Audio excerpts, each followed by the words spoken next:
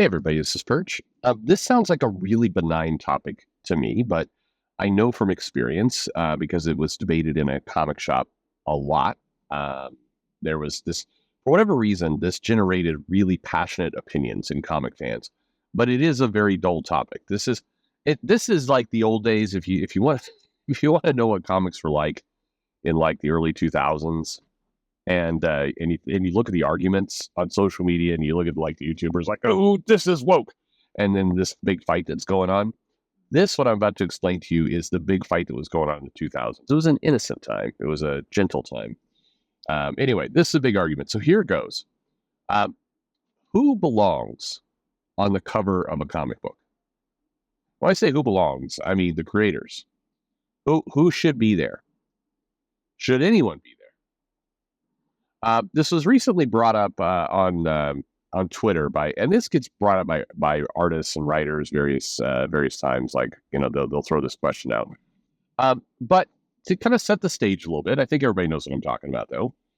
You get a comic book, and for a period of time, DC would put the names of the creators, usually the writer and the artist, on the cover, and then Marvel would not. And then Marvel started doing it, and then it's kind of gone back and forth. And there was a drama briefly around, variant covers wouldn't put the artist's name. And then at one point, somebody's like, why aren't we crediting the inker?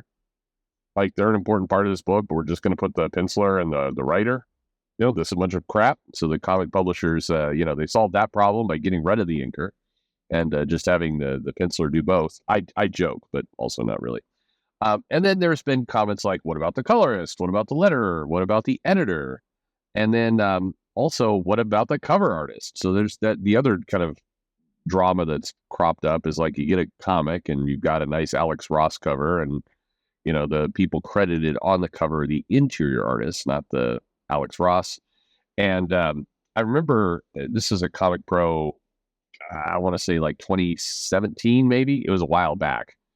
And a representative of Marvel, we'll just put it that way, was fretting with a small group of people. I was one of them, that, they were concerned about if they could keep putting the artist on the cover, the interior artist on the cover, because they were getting really good high-end artists on the cover, J. Scott Campbell and Art Adams, and, you're getting these really nice artists on the cover. And if you put a different name on the cover than the cover artist, it would tip off the readers or the buyers that the art inside wasn't the same as the cover. And, it might hurt sales. They might have to think about starting to take those names off the cover so they keep the secret going. Yeah. I remember it was a funny conversation because it split the, comic retailers, Comics Pro, pretty much down the middle. Like, half of them was like, that is a great idea. Yes, we need to trick those customers. We need, like, you cannot put, if you put the name on there and it's clearly not Art Adams, then people are going to know it's going to hurt sales. People are definitely coming in heavy with that perspective. And then there is the other half, which I would call the pragmatic shit poster half, which is like me and a few others. And like, the comic's just sitting there on the shelf, and if the reader just kind of moves their fingers like 3 inches to peek inside, they'll quickly realize it's not Art Adams. It's like, I don't know if the name on the cover is really gonna spoil things. Also, everybody knows this trick. Like, the thing that was crazy about it is the guy from Marvel was like, a lot of our customers don't realize that the cover artist is different from the interior artist. I'm like, everybody realizes that, friend. Everybody. Like, there's no illusion, and this was back in, like, again, I swear it was like 2017. I think Rich Johnston may have been at that one. I don't know. Maybe I'm wrong. I probably am wrong about that one. I remember there people were talking about him, though. That's a video for another time. Anyway, so what do you think? So I'll lay out a couple more things, but, this is one where in the comments, I'd really love to know your opinion. I think there's a lot of ways you could argue this. For what it's worth, I've gone back and forth a lot on kind of this entire topic, and where I finally came to was I don't think the name should be on the cover. And in many cases, I would prefer if a lot of the trade dress and everything was minimized, the barcode and it just that's back in the day. But, a lot of stuff was minimized. So the cover art truly became, a cover gallery, truly became kind of a piece of work. My argument over the years has been, look, you're hiring, these cover artists. You're getting Alex Ross to do a cover for you, and you're spending the money to do that, and you're getting some kind of real brilliant looking thing. And then you throw the title on there and the corner box, the price, and the creators on the book, and all the rest, and pretty soon you've just chiseled into his art.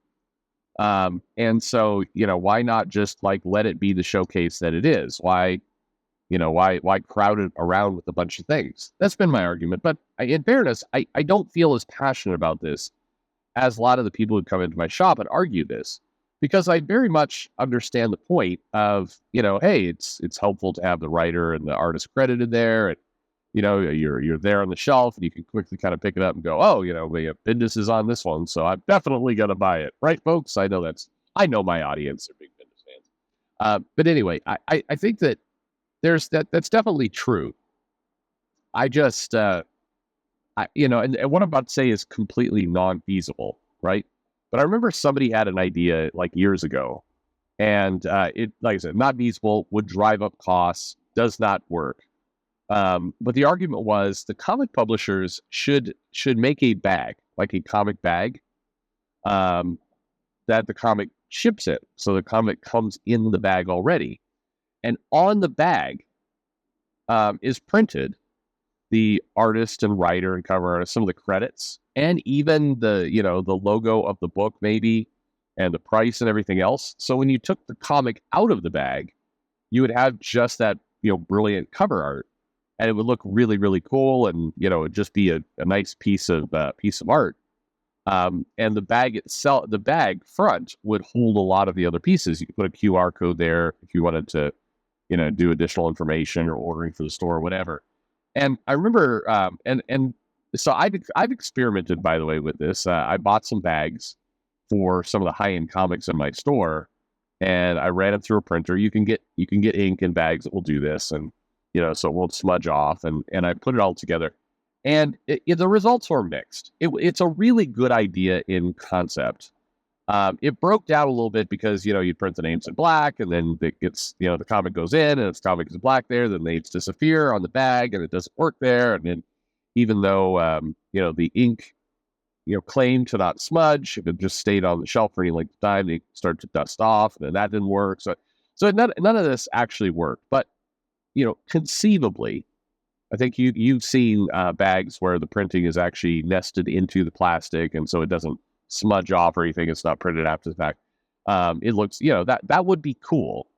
And I really do like the idea of the comic shipping in the bag, which would help, just protect it a little bit more when it gets to the store. Now, granted, that would mean that there's no reader copy up on the shelf, and I think that can be helpful and important. But I like that idea. Again, completely non-feasible. It's a non-starter in terms of cost. It would just like, what I'm suggesting here is like, if I want to, find a way to make Marvel charge $3 more a book, that's the way, but it still seems pretty cool. Although, you know what? Now I'm going to actually turn this thing around on me for a second. We've seen bagged comics, right? You have the Red Band edition and other things that we saw recently for Blood Hunt. It's a bagged comic, and it had, printing for that comic. It was bagged there. And the cover price wasn't different. So maybe I'm exaggerating the cost that it would drive up and everything else. Well. Anyway, some of you, by the way, are gonna hate this idea too, because it's like, well, now I have to take it out of the bag and it's no longer a collector item. But actually, I'm talking myself more and more into this idea, because if you're the publisher, wouldn't this be a great thing? Because now people are gonna be buying multiple copies because they're gonna want to leave one in the bag, and then I don't know, whatever. So what do you think? Couple questions here. What should be on the cover? Certainly, we can get into the price and the title of the comic and everything else. You might have an opinion on that. But in terms of creators, who belongs there? Is it just the writer and the artist, the interior artist? What about the cover artist? What about the colorist? What about all these other names that show up? Like, where would you draw the line? Should the editor be there? What about the group editor? What about the editor-in-chief? Should CB's name be there? Should maybe there just be a little bowl of ramen or a hamburger to represent him? What would you do in terms of these comics, and what would you put there? And then, do you have a clever solution? Do you have a way to maybe make this all work that you think would be kind of fun and all the rest? I won't open the door to the other part I often ask with this is, should the cover artist be the interior artist? Like I've always kind of hated that it's not, but I get it. I get that part of the business. But let me know in the comments below. What do you think? Who belongs on the cover? Is there a clever way to do this? What would you do? You are the president of Marvel or DC or Image or wherever it happens to be. What are you doing? What are you doing with that cover? Let me know in the comments below. Like and subscribe, and thanks for listening. I'm super shy, super shy.